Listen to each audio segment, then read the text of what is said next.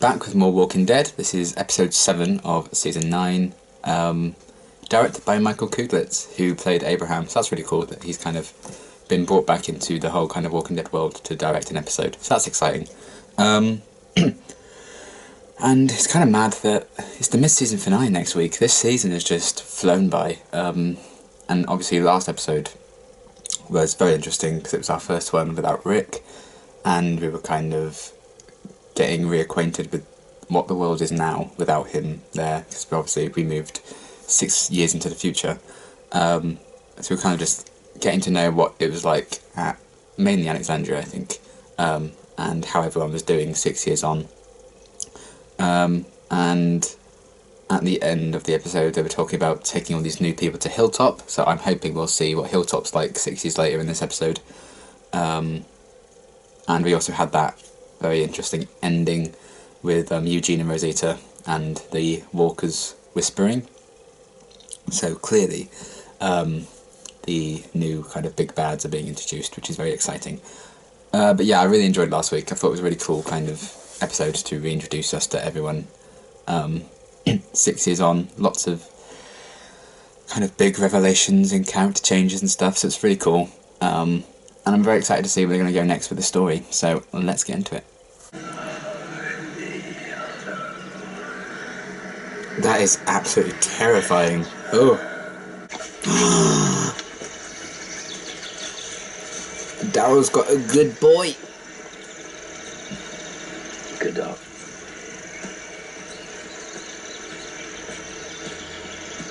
When's the last time you ate? If that dog dies, I swear to Jesus, I will riot.